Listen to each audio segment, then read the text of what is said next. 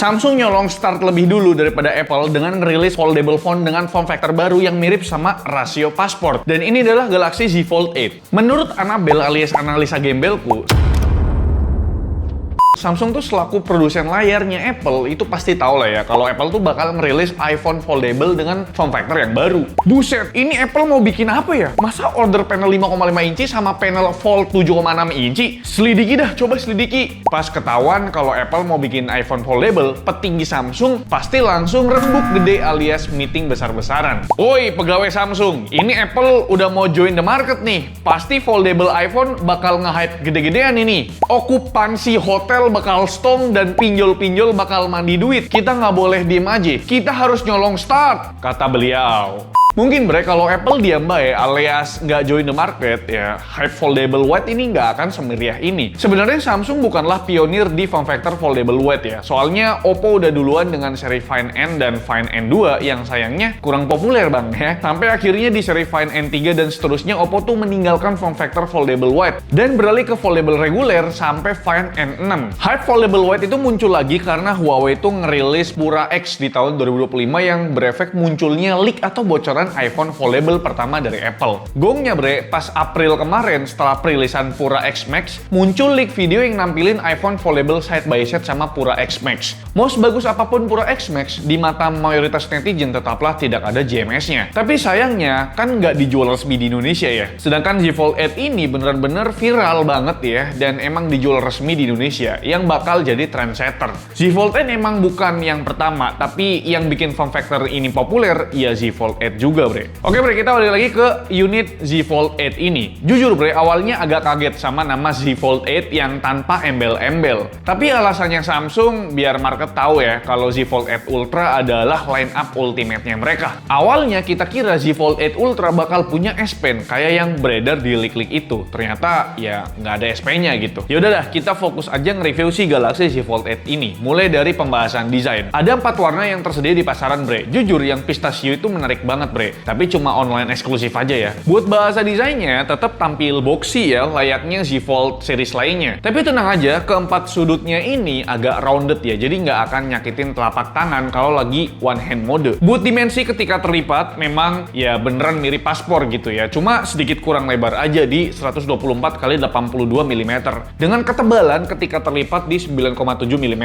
Sedangkan bre, ketika layarnya terbuka, itu panjangnya jadi 161,4 mm dengan lebar di 124 mm dan bodinya jadi super tipis di 4,5 mm. Ini udah setipis port USB Type-C-nya itu sendirilah. Bobot Galaxy Z Fold 8 ini juga ringan banget, cuma 201 gram yang menjadikan HP ini tuh sebagai foldable phone paling ringan dari semua foldable yang ada di pasaran saat ini. Kenapa bisa ringan? Karena baterainya tuh udah pakai teknologi silikon karbon, kapasitasnya 4800 mAh. Akhirnya ya Samsung tuh punya nomor bosnya silikon karbon gitu loh ya, buat order baterai silikon karbon gitu. Di pengujian PC Mark Battery Test, pas kita tes cover screen-nya itu bisa tembus 18 jam lebih. Ini terbilang awet buat kelasan baterai di bawah 5000 mAh. Sedangkan pas kita tes layar bagian dalamnya atau main screen-nya, baterai life-nya tuh berkurang di bawah 15 jam yang menurutku masih acceptable lah ya, karena ini kan layar besar gitu. Kita juga tes buat streaming YouTube selama 1 jam di kedua layarnya. Hasilnya cover screen 1% lebih irit di main screen-nya bre. Konsumsi baterainya 4% berbanding 5%. Gak lupa juga kita lakukan tes charging walaupun di paket pembeliannya nggak dapat adapter chargingnya ya. Kesel juga ya bre, harga HP mau 30 juta tapi belum dapat adapter. Tapi di sisi lain, kalau kalian bisa beli HP 30 juta, beli charger terpisah, keberatan nggak sih? Coba dah komen di bawah. Buat hasil pengujian chargernya, nge-charge 1 jam itu bisa ngisi hampir 80% kapasitas baterai. Kecepatannya ya so-so aja, karena memang mentoknya di 45 watt fast charging. Kemampuan wireless chargingnya juga ada ya, up to 25 watt yang sayangnya nggak support MagSafe. Ya karena nggak ada ring magnetnya di tengah-tengah sini deh. Kalau mau beli ya beli casing yang third party lah yang ada magnetnya gitu loh. Buat yang tanya gimana user experience penggunaan layarnya selama kurang lebih hampir 2 minggu ya pakai Z Fold 8 ini, jujur menurutku inilah form factor foldable paling natural ya yang saat ini pernah aku pakai gitu loh. Kalau kita compare cover screen-nya Z Flip 8, jelas ya layarnya Z Flip itu terlalu sempit, sedangkan layar Z Fold 8 Ultra itu terlalu memanjang. Jelas lebih natural cover screen-nya si Z Fold 8 ini bre. Ukurannya Ukurannya 5,5 inci dengan rasio 10:16. Ini adalah golden ratio yang udah jadi standar layar modern karena bisa menampilkan konten lebih banyak dari rasio 16:9, tapi tetap punya proporsi yang seimbang gitu loh. Rasio ini tuh enak banget buat nonton karena minim black bar. Pas aku coba buat pakai scroll IG, rasionya ini juga bisa nampilin IG feed ya, yang fit banget gitu loh. Nggak kelebihan atas atau bawah kayak pas pakai HP layar konvensional. Minusnya pas buka IG Reels harus diklik videonya dulu biar dapet video yang full gitu loh untuk rasio videonya. Itu pun ada black bar di kanan kirinya ya. Positifnya sih videonya jadi nggak ketutupan icon-icon like, comment, share, dan lain sebagainya. Buat typing feel-nya pakai kedua tangan itu rasanya lebih natural bre ya. Karena aku tuh sebelumnya kan pakai Z Fold 7. Karena rasionya itu terlalu memanjang dan agak sempit, itu lebih cocok pakai satu tangan untuk di Z Fold 7. Tapi di Z Fold 8 ini enaknya pakai dua tangan gitu. Oke, sekarang kita ngebahas main screen-nya ya bre ya. Main screen si Galaxy Z Fold 8 ini. Ini juga berasa lebih natural ya. Ukurannya tuh 7,6 inci dengan rasio 4:3. Kalau dibandingkan sama main screen-nya Z Flip 8 yang rasionya memanjang di 21:9 dan main screen-nya Z Fold 8 Ultra yang aspek rasionya agak anomali karena hampir jadi persegi sempurna alias 1:1. Lagi-lagi bre, main screen-nya di Z Fold 8 ini berasa lebih nyaman dan lebih natural buat penggunaanku pribadi. Karena rasio 4:3 ini adalah rasio tradisional yang biasanya itu ada di monitor CRT atau TV tabung yang jadul gitu loh. Jadi buat abang-abangan, kakak-kakaan atau om tante yang udah kepala 3 atau kepala 4, nggak perlu adaptasi ekstra lagi buat pakai main screen-nya Z Fold 8 ini. Rasio 4:3 ini di dunia fotografi dan videografi juga bukan hal yang asing. Karena aspek rasio ini punya proporsi yang lebih balance baik pas di pengambilan portrait ataupun pengambilan landscape gitu loh. Dipakai buat nonton film atau nge-YouTube, rasionya enak banget. Berasa kayak nonton film di IMAX bre. Walaupun memang agak berlebihan ya. Buat baca manga atau e-book juga cocok ya bre ya. Pas mau pakai mode portrait atau landscape sama-sama nyaman. Kalau buat baca manga, kalau misalkan dijadiin portrait seperti ini bakal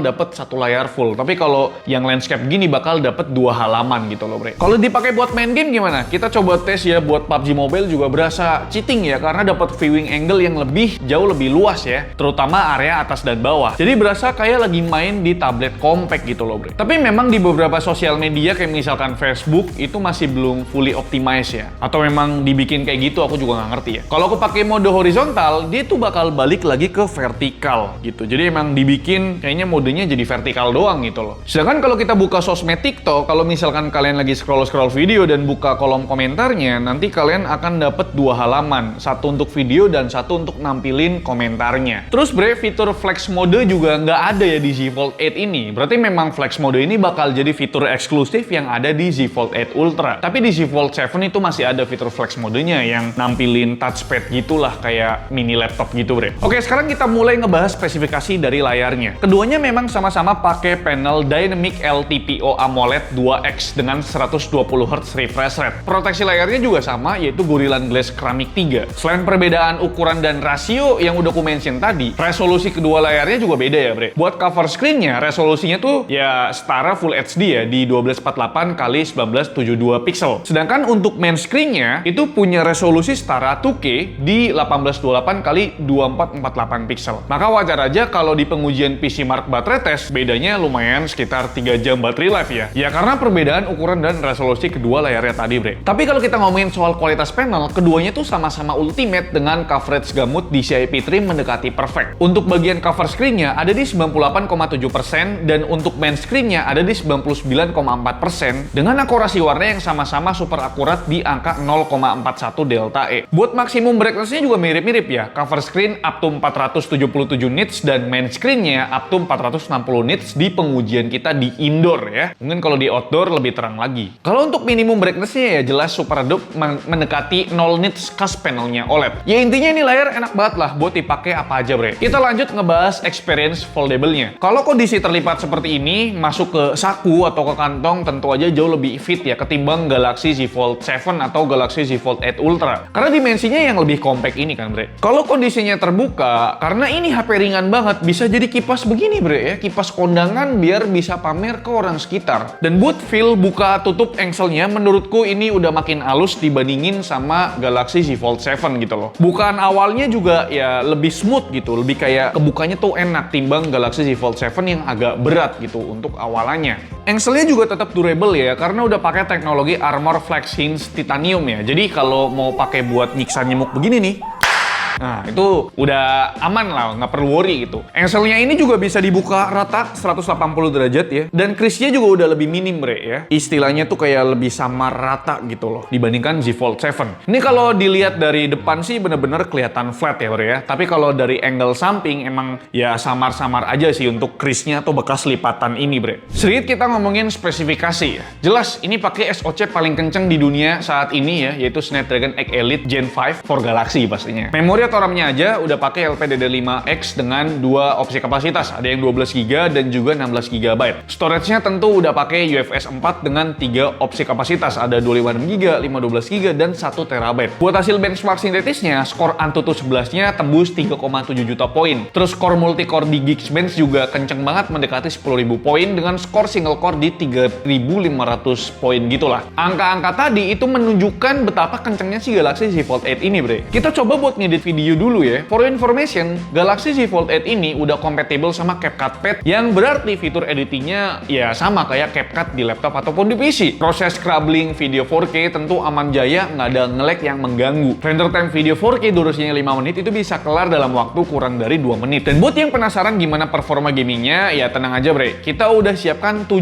game yang semuanya kita tes pakai settingan rata kanan kecuali PUBG Mobile. Game-game ringan macam HOK, Mobile Legends, dan PUBG Mobile tentu nggak ada kendala buat stabilis 120 fps. Kalau di game Delta Force agak struggle ya, cuma dapat di rata-rata 110 fps dengan drop yang lumayan dalam sampai 80 fps. Next buat game Genshin Impact dan eFootball tentu super stabil karena cuma ngejar 60 fps. Terakhir ada Wuthering Wave yang bikin HP ini agak ngos-ngosan, agak kewalahan ya, karena memang berkali-kali ngalamin throttling. Rata-ratanya cuma dapat 50 fps aja bre. Buat suhunya, sejatinya ini HP super duper adem ya. Dari 7 sampel game yang kita tes itu cuma mentok di 38 derajat Celcius aja. Menurutku sih emang di limit bre sama Samsung, dan ya aku maklumi biar pemakaiannya tuh lebih sustain dan lebih stabil. Karena form factor HP foldable setipis ini, jadi ya nggak bisa build cooling system yang seproper HP-HP gaming atau HP konvensional. Nanti nggak bisa setipis dan seringan ini jadinya gitu loh. Kita juga ada ngerekam suhu permukaan pas lagi main Genshin Impact. Baik pas main di cover screen ataupun main screennya, sama-sama suhu permukaannya itu sangat amat terkontrol di bawah 40 derajat Celcius, yang titik hotspotnya ada di sebelah modul kamera utamanya si Galaxy Z Fold 8 ini. Dan soal konsumsi baterainya, setiap gamenya kalian bisa lihat di tabel berikut bre. For your information, kita tes masing-masing game selama 30 menit dan sesuai prediksi, Wuthering Wave jadi yang paling boros. Main 30 menit berkurang 14%, diikuti Genshin Impact di 13% konsumsi baterai. Dan yang paling irit pas lagi main game HOK yang cuma berkurang sekitar 8%. Lupakan sejenak soal performa tadi, sekarang kita beralih ngebahas kameranya. Kamera belakang cuma pakai 2 konfigurasi lensa. Buat HP senilai 20 jutaan, jelas ini cukup menyebalkan ya. Isiannya ada lensa utama 23mm yang beresolusi 50MP dan lensa ultrawide 50MP juga. Jadi yang absen adalah lensa telefoto di sini bre. Buat kamera selfie-nya yang di cover screen itu pakai lensa 24mm ya, dengan resolusi 10MP. Sedangkan di main screen-nya itu pakai lensa 18mm dengan resolusi 10MP biar bisa dipakai buat grup selfie. Hasil foto lensa utama buat motret landscape tentu sangat bisa diandalkan ya. Dynamic range-nya sangat baik, tone warna vibrant tapi tetap natural, white balance-nya akurat tanpa ada efek mooning ataupun membiru. Detail dan ketajaman prosotannya juga tetap terjaga ya. Buat dapet stage yang lebih luas, tinggal pindah ke lensa ultrawide. Hasilnya bisa dibilang 11-12 lah. Palingan yang ngebedain banget ya yang bagian pinggiran foto yang ada efek lengkungan khas lensa ultrawide, atau bahasa teknisnya ya barrel distortion. Kita geser ke foto orang sebagai objeknya bre. Skin tone-nya natural khasnya Samsung, nggak perlu worry bakal pucet atau mooning ya. Blur bagian background-nya tuh juga smooth ya, nggak seagresif bokehnya HP Cina. Detail mata, bulu mata, sampai tekstur rambut sangat tajam. Ini foto yang perfect buat update di sosmed lah. Pindah foto ke indoor, skin tone-nya tuh masih sama naturalnya ya. Detail bulu mata dan uraian rambutnya juga masih terjaga dengan baik. Kalau foto pakai kamera selfie, jelas dynamic range-nya sedikit turun. Skin tone-nya terasa agak overexposure, mungkin karena pancaran cahaya mataharinya yang lagi terang-terangnya. Tapi buat detail-detail rambut atau bulu mata, surprisingly nggak kerasa downgrade, walau resolusi lensanya cuma 10MP. Enaknya pakai Z Fold 8 ini adalah ketika kita pakai lensa utama tapi buat selfie kayak gini nih. Jadi kualitas videonya tuh bagus banget bre. Ini adalah kualitas perekaman pakai lensa utama di kamera belakang ya. Di resolusi 4K 30fps. Sebenarnya bisa 8K 30 fps ya, tapi ya yang paling sering dipakai kan pastinya 4K 30 fps. Dan karena dia flagship, jadi dia bisa gonta-ganti lensa ini ke lensa ultra wide. Nah, tuh ya, pandangannya luas. Dan kita juga bisa ngelihat previewnya, sama biar karena layarnya bisa di flip gitu kan, biar enak lah gitu untuk viewing angle-nya itu luas banget kalau pakai ultra wide. Jadi ngevlog tuh lebih enak gitu. Ini tuh kayak handycam gitu, bre. Dan kita kembali lagi ke lensa utama, ini dia. Ini kalau viewing angle mau yang normal gitu loh, mau yang bisa dibilang close up lah gitu. Sedangkan ini kualitas perekaman menggunakan lensa ultra wide, tapi kita aktifin fitur horizontal lock ya. Jadi kalau misalkan kalian puter-puter HP-nya juga ya ininya tetap stabil gitu loh, tetap di horizon yang sama gitu loh. Ini aku sambil jalan kaki, gimana kalau kita lari ini sambil gerak-gerak nih ya. Jadi pandanganku tetap lurus karena dia ngelock di horizontal gitu loh. Ini mode horizontal sih, tapi kalau kita mode vertikal dia akan menjadi vertikal juga, bre. Akhirnya turun ya di Fold 8 gini. Dan masih banyak fitur lainnya kayak lock video, preset LUTs dan lain sebagainya. Gimana menurut kalian? Ini udah cocok sih dibuat ngevlog gitu ya. Ngegantiin kamera pocket gitu loh, bre. Sedangkan ini untuk kualitas perekaman menggunakan lensa selfie di layar cover ya, atau cover screen-nya di resolusi 4K 30 fps juga. Jadi untuk lensa selfie cover screen ini resolusinya ada di 10 megapiksel ya. Dan kalian bisa lihat ini tanganku masih belum maksimal. Kalau tanganku maksimal kira-kira segini. Untuk viewing angle-nya masih cukup luas lah ya.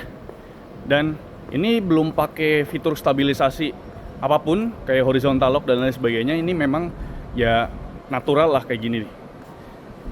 Sambil jalan handheld satu tangan. Gimana menurut kalian? Sedangkan ini kualitas perekaman menggunakan lensa selfie layar bagian dalam atau layar utamanya, main screen-nya di resolusi 4K 30 fps juga sambil jalan kaki handheld satu tangan. Nah, justru untuk lensa selfie di main screen-nya ini dia punya viewing angle yang lebih luas daripada lensa selfie di main cover screen-nya ya. Ini tanganku masih belum maksimal loh, bre. Tapi luas banget nih buat ngevlog juga enak. Terus dia punya dynamic range juga oke, langitnya, daunnya ya. Dan kalau misalkan maksimal tanganku kira-kira segini nih. Jadi ini maksimal tanganku segini. Kalian bisa lihat ini kayak lensa ultra wide, padahal ini pakai lensa selfie di main screen ya, bre. Ini nggak pakai fitur stabilisasi apapun. Ini sambil jalan kaki handheld satu tangan. Gimana menurut kalian? Tapi ini aku suka sih lensa selfie di main screen-nya. Kayak keren aja gitu loh. Luas dia punya viewing angle. Dan sekarang kita ngomongin soal fitur-fiturnya, yaitu fitur One UI. Yang pastinya One UI di sini udah pakai One UI terbaru 9.0. Berbasis Android, udah Android 17 yang dijanjikan 7 kali Android update. Wajar, bre, namanya HP flagship. Fitur-fitur baru di One UI 9 yang perlu di-highlight palingan Quick Panel yang lebih customizable, fitur Galaxy AI-nya makin beragam, terus udah bisa nge-show network speed indikator di status barnya. Dan yang gak kalah ngeri yaitu fitur lock screen security. Kalau kita gagal buka lock screen sampai 13 kali, HP-nya tuh bakal terkunci permanen. Hati-hati nih, yang pada punya bocil ya. Terus ada satu fitur baru di One UI 9 yaitu My Fan Cam. Ini tuh tujuannya supaya kalian yang suka nonton konser atau ya emang lagi bikin video jalan-jalan atau liburan, itu kalian bisa pakai fitur My Fan Cam yang ada di dalamnya tuh ada namanya reframe video. Kalau misalkan kalian punya video horizontal, kalian bisa klik misalkan objek kalian lagi jalan-jalan ke rasio vertikal ataupun rasio lainnya kayak 1:1, 4:3 dan rasio lainnya. Jadi dalam satu video itu kalian bisa jadiin video dengan rasio yang beragam gitu loh. Jadi My Fan Cam ini paling berguna menurutku di skenario lagi nonton konser dengan ya cara ini sih mungkin face recognition ya. Jadi ada AI-nya di dalamnya gitu, bre. Lanjut soal konektivitasnya. Tentu udah support 5G dan juga udah support eSIM. Tapi ketika aku buka ternyata dia tuh cuma support single SIM doang ya. Jadi single SIM plus eSIM gitu loh. Koneksi wirelessnya juga ternyata udah feature proof dengan support Wi-Fi 7 dan Bluetooth versi 6. Terakhir buat speakernya, menurut Mas Bayu Banyuwangi, speaker stereonya tuh dapat nilai 8,5/10. Dynamicnya full power, semua frekuensinya juga udah balance ya. Secara default, Dolby Atmos-nya tuh nggak aktif, bre. Tapi pas kita aktifin, malah sound quality-nya agak downgrade. Jadi paling base-nya ya di off-in aja ya Dolby Atmos-nya.